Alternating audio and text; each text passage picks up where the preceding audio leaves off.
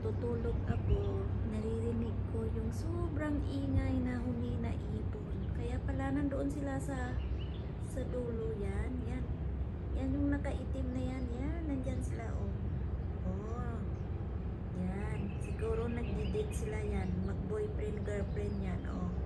Ilang pares yan. Oh, isa, dalawa, tatlo, apat, lima.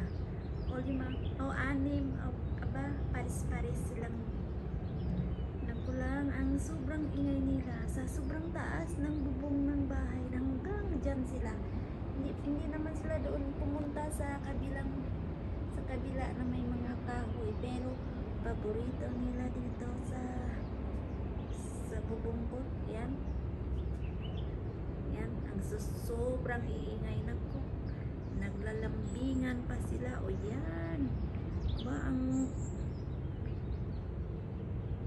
dami nila. Oh, nagliliparan na. Yan.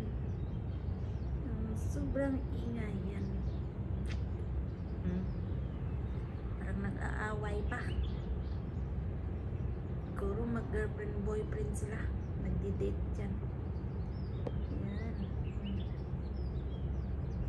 Naku, ang ingay. Yan. Parang uulan. Yan, kita nyo guys, parang uulan. Ang dilim, ang langit. Yan o. Ang pangit yan.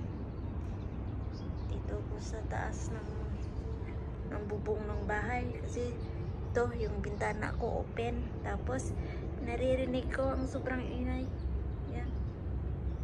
Yan pala sila.